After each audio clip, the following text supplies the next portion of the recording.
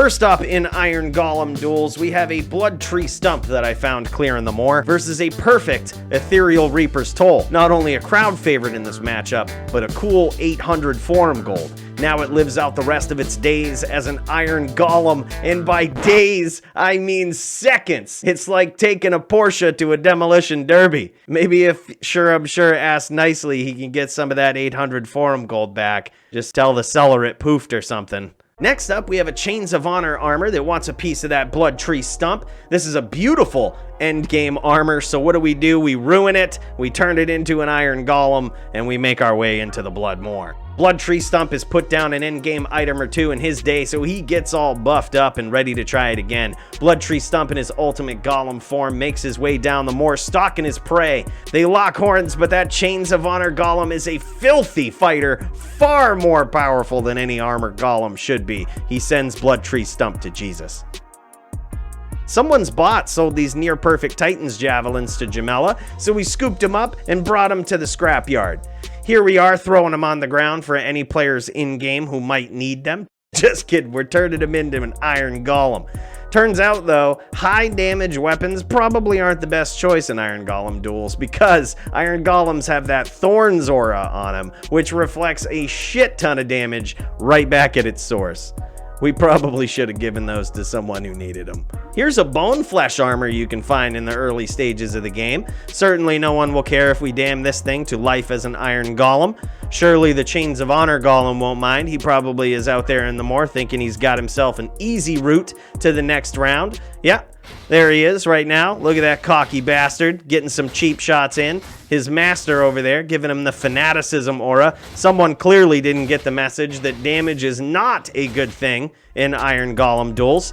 But turns out open wounds on bone flesh actually works in wars between tin cans. Maybe they leak oil or something, but whatever it is, bone flesh must have just sliced the jugular of Chains of Honor Golem because he's bleeding like a son of a bitch. Bone flesh trying to send his first endgame item to Jesus and shows some serious aggression after the fight. Shaft Stop armor has got that damage reduction on it, a good next level play. Unfortunately, Open Wounds doesn't care about damage reduction and Bone Flesh sends it to Jesus. Cannibalizing extremely rare items of higher value has really proven to be a winning strategy so far, so in light of that, we're animating this e-bugged Exile Kuras shield into an Iron Golem. Regardless of how good it turns out to be, this ethereal item does give the golem a very nice translucent look. The theory is that the life tap provided on the item might give the golem a very hefty advantage, and the Exile Golem manages to cast it right away, so we're gonna see how much it pays off. Anytime now, he should start leeching life back from that curse. Anytime now. Well, it turns out that an Exile Iron Golem might not actually do enough damage for that life tap to matter. It doesn't take long for that Bone Flesh Golem to cut him open yet again and bleed the rest of his battle-bought blood into the grass. Someone decided to revisit the theory of the Thorns aura, and what better item to test that with than a perfect ethereal Infinity Cryptic X. Jesus Christ, man. Well, you probably guessed how this one goes. That's hard to watch. I wonder if people will stop using high damage weapons after this Oath Small Crescent gets easied by the noob armor Bone Flesh. Regardless, Bone Flesh really defended his title against some serious contenders. It was beginning to look like we'd found an unbeatable champion. Many people in chat began to grow fond of this underdog golem. But this next round would prove to be the toughest round of Bone Flesh's life. In this round, Bone Flesh traded blows with Duress Mage Plate, an Iron Golem that would prove to be a formidable foe. Both armors boasted open wounds, but Duress had the additional abilities of Crushing Blow and added cold damage. Duress was off to a clear head start, and Bone Flesh mustered all of his noob armor powers to try once again to put the fucks to the man and beat down a mid-level rune word. Duress was just too much. Bone Flesh lets out one final robotic war cry as he's welcomed to Jesus. Some people in chat thought that we might be using the wrong high damage weapons and maybe an FBOTD Warpike might get the job done against the newly crowned champion. They might have actually been trolling us, but well, there goes that expensive weapon.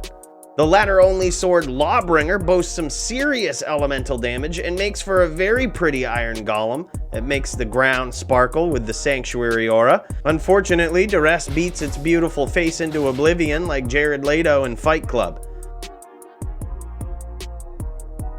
Perfect Gore Riders. Hey, now that's an idea. These boots boast open wounds, much like Duress, and they've got other useful abilities like Deadly Strike, Crushing Blow, and plus 20 to maximum stamina. After some bickering and bitch slapping, Duress is the undefeated champ. He runs up to Coooley and says, "Put some respect on my name," but don't kill me though. Joby had a brilliant idea. He built himself an axe with open wounds and life leech. Open wounds is the key to winning this competition, so his head's in the right place. But the Duress Golem says "Souffre baiser" to this piece of work. Get fucked.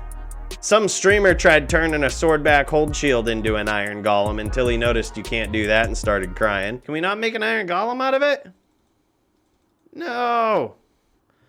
We can't. How can we not make... This is iron. This is pure... Instead, he opted for a Bramble runeword armor once he figured out that Iron Golem items do indeed need to be made out of metal, which is an embarrassing lesson to learn on stream. I'd hate to be that guy.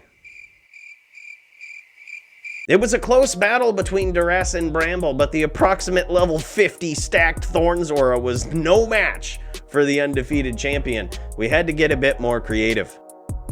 This Dream Dragon Shield boasts a Holy Shock aura on it. Here, we were hoping to shock the holy shit out of Duress, which does make a lot of sense, whereas he's made out of metal.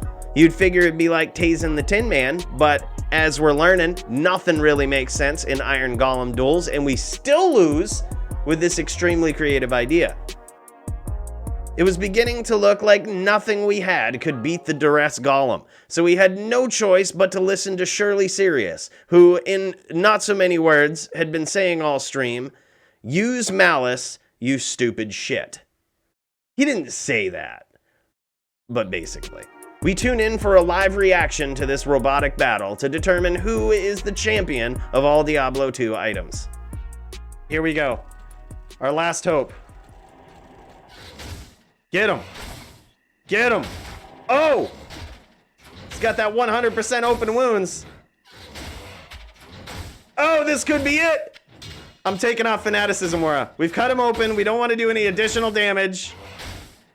Oh my god! They're both cut open! They're both cut open! It is all over! Yes! And so it came to pass that Malice Flail, which you can literally make in the first act of the game, was the true BattleBot king of all Diablo II items.